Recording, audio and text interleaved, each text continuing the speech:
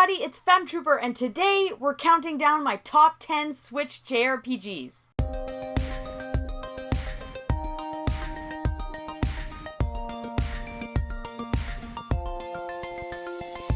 So my last video we started from number 20, made it to number 11, and today I want to do my top 10. I am so excited to do this because it has changed a little bit since the last time I did this video. It was time for an update, and I'm really excited to just dive right in. Remember, this is still my personal list. It's what I really like. Honestly, that's just what this video is. These are 10 games I think are phenomenal. Before we get into it though, remember, if you're not subscribed, please make sure to click subscribe, click like, and tell me what your favorite Switch JRPG is. Alright, let's kick it off with number 10, and that is Paper Mario: The Thousand-Year Door. I quite enjoyed this. This is a solid, amazing JRPG that people have talked about for years, and it took me till the Switch to play it. And that's because I just never had a GameCube, and it's just never really been ported. And finally, we have this great version here on the Switch, and it's good. People were right. I like this game a lot because it was a nice adventure for me and had great characters, good writing. I think the Paper Mario series is great for that. Like, it's always funny and witty. It's a little different, and graphically, my god, the game is great. It looked really good on the Switch, but docked on the TV, wow. Like, I was just like, this game is stunning looking. So I was really, really excited about it. It's so much fun. I love the battle system. It's a very traditional Paper Mario RPG. It's a turn-based JRPG, alright, and it's really good. It was kind of creepy. I was kind of curious, like, what was going to happen here. Yes, you gotta save Princess Peach, but not from Bowser this time, from the X-Nauts. Little different, new enemies. I appreciate that. So, while you're still having to save Princess Peach, it was a little different, and I don't know, this game, I just really liked it. Is it perfect? No, but it's really good. At number 9, we have Xenoblade Chronicles 2. Love this game. It's definitely flawed. It's not perfect in the slightest, but it's really good. I really enjoyed it, and I have to say, of the Xenoblade games that I've played, it has great characters. I actually like the cast of characters in Xenoblade Chronicles 2 more than Xenoblade Chronicles 1, and I just really, really fell in love with them, and I cared about them, and I was, you know, so curious what was going to happen, and there were so many emotional moments. I remember at the very end being teary because I was like just so happy for everything, and like I just really liked the way it ended. It was good, and it's just a fun game. Gorgeous, of course. The game is beautiful. It's really, really fun to just walk around and explore.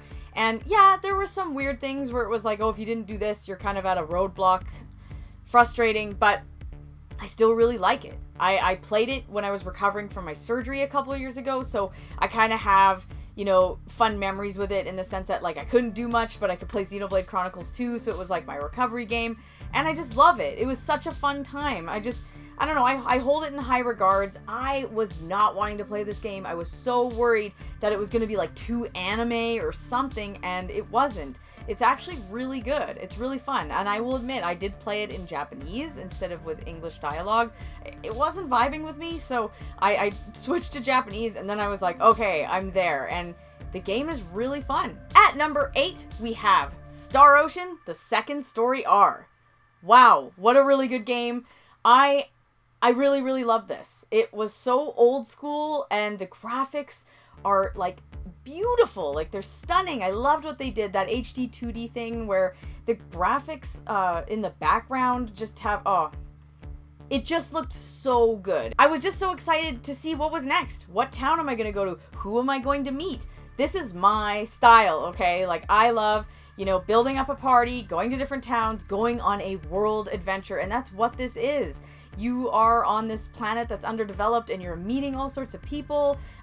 Not everyone is, you know, from this planet, and you're meeting different characters. Oh, it was so cool. Lots to do. I just really, really enjoyed it. What a really awesome, traditional, like, classic JRPG. This is, like, pure classic JRPG goodness, and it has just the right amount of sci-fi, but just the right amount of sort of that, like, old school, like, medieval vibes, where it's not too medieval, but then it's, like, you know, I don't know, just really good. Like, I really enjoyed it. I have become a Star Ocean fan. Like, I played the Divine Force first, But then I played this one and absolutely loved it. So I am so excited to play more Star Ocean games, guys, because, like, really solid. I highly recommend this. Like, I had such a fun time playing it, and, like, my god, the graphics were just... I just love the way these HD 2D games are looking. They just look so good to me. I just had so much fun, but yeah, this is my style right here. At number 7, we have Harvestella. Wow, what a great game, and what a surprise in every way. So basically, this game is a sci-fi game, and I don't want to go into too much detail, but when you look at it, you think, yeah, classic, looks like a Jrpg in that medieval setting. Yes and no. It's definitely traditional, you know, it's definitely like a normal JRPG. It is action-based, it's hack and slash, but it has a really, really fun battle system. I really enjoyed this. There's some farming elements, mostly to get items and stuff, and honestly, it was fine. Like, it didn't bother me because I don't like farming, and so, you know, I would say like 10% of the game has farming elements, and 90% is just like an amazing JRPG experience, so definitely go there. It's not a 50-50. It's not like, oh, you know, this is a farming sim with JRPG elements. No, it's a JRPG with a couple bit of farming things going on. Definitely don't think that the farming element is, you know, the biggest shining thing here. Just play it. It's really good. And I don't know, it's kind of like a B title for Square Enix, but I think we should get a Harvestella too, because this game, when you play the demo, you're like, okay, this is kind of neat, you know, the first town you're in, it's like, okay, it's really like traditional looking, everybody has that JRPG look, but then there's stuff that has a science fiction element that comes in, and you're like, whoa, I didn't expect that, and I don't want to spoil anything, but it is really, really cool, and kind of like a moment, and I loved it. At number 6, we have Xenoblade Chronicles. Now, this is a phenomenal game, and I had it on the Wii. I never finished it. It was a little too grindy for me. This definitely has some quality of life features that made it a little less grindy, so I was able to finish and complete it. It's a really good game, and I have to say, for stories, this one, it's just so good. If you like stories in games, and that's your thing, like it is mine, then you can't skip this. You have to play it. The battle system, yeah, it's kind of crazy. It's a bunch of numbers all over the place. I know when my husband watches me play games like this, he's like, what is happening right now? It's just too much. And I get it. It is sometimes a bit like, huh? But that's why, you know, there are difficulty settings. If the battle system kind of freaks you out, don't worry. You can definitely play this. This game is set in chapters, and at the end of each chapter, I swear, after a certain point, I was like, like the whole time, I was so excited to see what happened next. There were so many moments that happened where it was like, it was almost, I don't want to say it was like some kind of soap opera, but it was getting like out of control, where I was like, stop, no! Like, I was just so excited to see what happened. I loved the way it ended. I loved everything about it. I really like this series. And yes, I'm aware, I'm sorry, I haven't played Xenoblade Chronicles 3 yet, and I will. It's on my list to play this year, and I wonder if it would make my top 10. We'd have to redo this list next year, which I will definitely do if you guys want. But yeah, this is like, I so recommend this game. It's wacky. I mean, it's just so weird. Just the concept of like living on these mechs. It's weird, but I love it. It's very anime, but with an amazing story. At number 5, we have Super Mario RPG. One of my favorites, been one of my favorites for years. And I replayed it obviously on the Switch this year, and I just loved it. What a great time. I mean, it really holds up to the point where they really didn't change anything on this. I guess they made it easier because it doesn't take as long to beat on the Switch. But other than that, like, even just the graphics, like, they didn't do a lot. Like, this is just like a shot-for-shot remake, and it's really good. Like, I really love it. Everything, the music, the battle system, the characters, the story. It's fun. It's actually a good story for a Mario game, because, I mean, yeah, save Princess Peach and all that. It's a little different this time, because you're not saving Princess Peach, and Bowser's in your party. Oh, it's so much fun. I really enjoy this, and it's one of the most accessible JRPGs you could ever play. If you're watching this and you're like, I don't know where to start with JRPGs, right here. If you like this, definitely a gateway JRPG. Like, you will want to play more after this. It is so fun, and all I could think of when I was playing this was like, oh my god, this is the perfect game to give to a kid if they've never played a JRPG, because it's like super easy to understand, it's not that hard, and like, yeah, I played it on normal. There is an easy mode, so if I'm playing something on normal, then the easy mode must be like painfully easy. So I'm just admitting, I don't care. But yeah, it's really fun. I love this game. The music is fantastic. Like, everything about it. There's new cutscenes in it. They did a really good job on this one. And I just have to say, like, So much fun. I have a lot of nostalgia for it, and sure, that plays a little bit of a role in it being this high on my list. But yeah, I mean, this is a huge reason right here why I like JRPGs. Okay, so this one's a little controversial, and people are gonna be like, whoa, that's way too high. But whatever, it's my list. But I didn't know where to put it at first, and then I thought about it, and I'm gonna put it this high. Whatever. It's Pokemon Let's Go Pikachu. I know it's not the most respected Pokemon game out there, but hear me out. This is Kanto. So while it's a little different, it allowed me to experience Kanto again on the Switch. And for that, it gets put up really high because I really like that region. I want to just experience it all the time. So I really enjoy this game, and I wish we got more of these, like a Let's Go Johto or something. Like, that would be really fun. Because, yeah, I know it's weird to throw the Pokeball and catch Pokemon, but you still get to battle trainers, you still get to battle gym leaders, and it's really fun, and it's that region. I'm sorry, but I'm obsessed with the Kanto region. I'm obsessed with this era of Pokemon because that's my era. So anything in that world, I kind of like eat it up, you know what I mean? Like, so yeah, I realize that it's not the most perfect, but this is my personal favorite in terms of like my list, right? So I get it. I understand it if you're like, well, there's other games that are, you know, objectively better. Yeah, I know, but I really, really enjoy this. It's so much fun. I had a great time with it, and it's one of those games, but honestly, I would replay this many times, and for that, it gets a really high spot on my list. And number 3, we have the incredibly, incredibly emotional and just beyond tearjerker game, and that is Crisis Core Final Fantasy VII Reunion. Oh my god, I loved this game. I'm still thinking about it. The last scene just makes me like, you know, like it's so sad, and it's so great. What a great little companion game to Final Fantasy VII, because Final Fantasy VII is wonderful, it's great, and then when you get stuff like this, like sometimes spin-offs, they're just this is not. This is really good, and I really hold it highly. I never played it on the PSP. This was the first time I experienced it, and I loved it, and I have to say, I'm pretty caught up, and I know my Final Fantasy VII lore, and this was great to experience. This game really feels like it's like 2003 or something.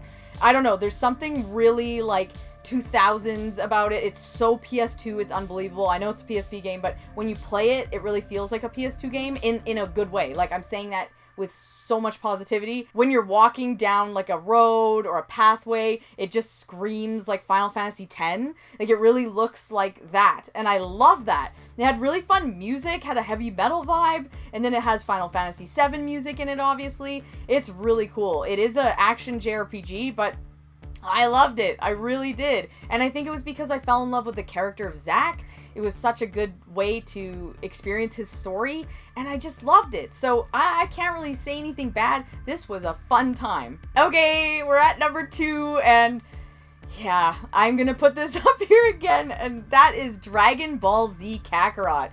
Yeah, I love this game. Now, I've said it many times before, so we don't need to go into it like in depth here, but the reason this is so high on my list is because this is the first time I experienced Dragon Ball Z.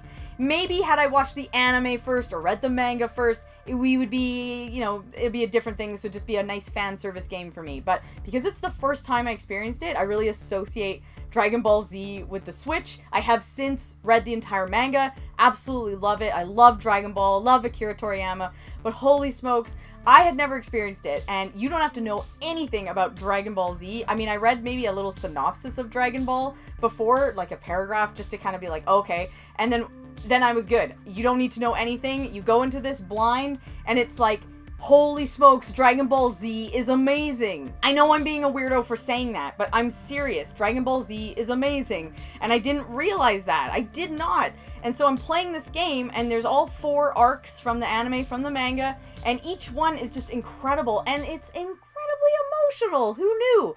I was literally, like, stunned, and there were certain moments where I could not believe what was happening. You know, a character's decision, or a character died, or whatever it was. I was like, no way. Like, there were so many jaw-dropping moments, and I associate JRPGs with story, and so I know this is like a fan service anime game, and you're just playing through the anime, but like, I was just speechless. Like, this game was so much fun because I was experiencing the story. Now, I get it. It's not the most perfect game. I had a really fun time. It's action-based combat. It's a really cool game, and you get to play out all those cool battle scenes from the anime. Super fun, like absolutely enjoyable. So if you like Dragon Ball Z, like definitely play this game. And if you like anime, I think it's worth it. I honestly, if you like JRPGs, you should just play this game. It's really fun, and it's not too crazy, but wow, I mean, great graphics. They had all the original voice actors and stuff. Like, it just was so much fun. And I got to the end and I was like, oh my god, Dragon Ball Z is amazing. And now I know I've been missing out on so much. And so, I'm obsessed with that world now. But wow, like, really good. So if you've never experienced Dragon Ball Z, experience it on the Switch or on whatever, because this game is so much fun. And at number 1, it's no surprise, everybody knows, it is Dragon Quest XI. Of course. I mean, this game is so top tier, it's unbelievable. Earthbound is my favorite game of all time, and this comes close. Like, this is up there. So if I ever do a top JRPGs list, you will know that you will see that in obviously a very high spot. But Dragon Quest XI, my god. Okay, so it's the first Dragon Quest game I ever played. So that alone, I mean, it makes it my favorite Dragon Quest. That doesn't mean it's my favorite, but it's so good. It's so good. I mean, I've played almost every Dragon Quest game, and that one's my favorite. Like, there's nothing is going to top it yet, anyway. And wow, it is one of the best games I've ever played in my whole life. I also played it when I had a newborn, because I was like, okay, something with his nap schedule worked, and I thought, oh, I haven't played video games for a little bit, and I think I can try, and I downloaded that epic 10-hour demo that they released, and I was like, oh my god, this game is so great. How have I not played a Dragon Quest game? What's wrong with me? And then I was like, oh my god, I can actually play it, and I'd play, like an hour here, an hour there, and then when the game came out, I bought it, and then I beat it. I actually beat it. Took me like 93 hours. Oh my god, I got the true ending, and I loved it. So Dragon Quest is like my favorite series because it is exactly what I want in a JRPG. It's basically Earthbound, and Earthbound, I know, copied Dragon Quest, and that explains why I like Earthbound, but I love the way the battles are. I love that it's so simple. It's literally just like attack, defend, item, magic. Like, that's it. It's really simple, and I like that. I want simplicity. I don't really like that whole Xenoblade Chronicles battle system thing. While I love those games, I really just like old school, traditional, but doable. I don't want it where it's like you die in the first 5 minutes, I can't even do anything. And that's not what this is. It's just pure traditional. They haven't changed a thing. I can safely say that Dragon Quest XI is no different than like, a Dragon Quest that came out 20 years ago or 25 or 30 years ago. They don't really change much, and it's just a fun time. You are exploring a huge world, tons of towns with different characters, and I remember playing this and thinking, oh my god, it's so much fun because, you start off as just you, as the hero, and then I'd go to another town, and I'd meet another person. Well, now there's 2 people in my party. Then we'd go on, and it was like, okay, now we met them. Okay, there's 4 people in my party. And it was like the party just kept growing, and you just kept meeting these amazing characters because they are outstanding. A great cast of characters, some of the best I've seen ever in JRPGs, period. So it's great. And I mean, the music, this was the first time I'd ever heard the Dragon Quest music. I know I'm late to the party, sort of, but I just fell in love with it. Like, I love it. I love it so much. It was great battle system for me, perfect in terms of difficulty, not too hard, not too easy. It was perfect for me. The music was great. I love the graphics. I love the designs. Akira Toriyama, obviously, legend. And I can't say anything bad. Like, it really brought me back and made me feel like I can play video games again. I hold it so highly. Like, it's just such a really great experience. It's so much fun. I love everything about it. Like, it reminds me of Earthbound too, because, when your character dies, there's just like a little coffin. Just like in Earthbound, when you died, you were a ghost and you have to go to the hospital, and in this you have to go to the church and get resurrected. Like, it's so similar. I like the way the text sounds as it scrolls on the screen. I know I'm going too much into this, but Dragon Quest XI, this is god tier game development. Like, it's just so good. I don't know. It's too good. It's too good. So that is my list. Those are my top 10 Switch JRPGs, and I know it's gonna change. I'm sure of it, because I'm gonna play some more. and, you know, something's gonna get bumped off or whatever. I don't know, but I just love JRPGs, and there's so many on the Switch. And yeah, there are a lot I still haven't played. There's a lot that I still have on my shelf that I still haven't played, but I try. I really do try to play all my games, and that's why I'm saying we can maybe do another one of these next year. It might be a little different, so we'll see, because I'm just constantly playing games and constantly playing good ones, which is great. Again, thank you guys for watching. I really appreciate it. I love making this video because I love top 10 lists. I hope you guys too. And remember, if you're not subscribed, please subscribe, click like, and tell me what your favorite Switch JRPG is, and I'll see you in the next video.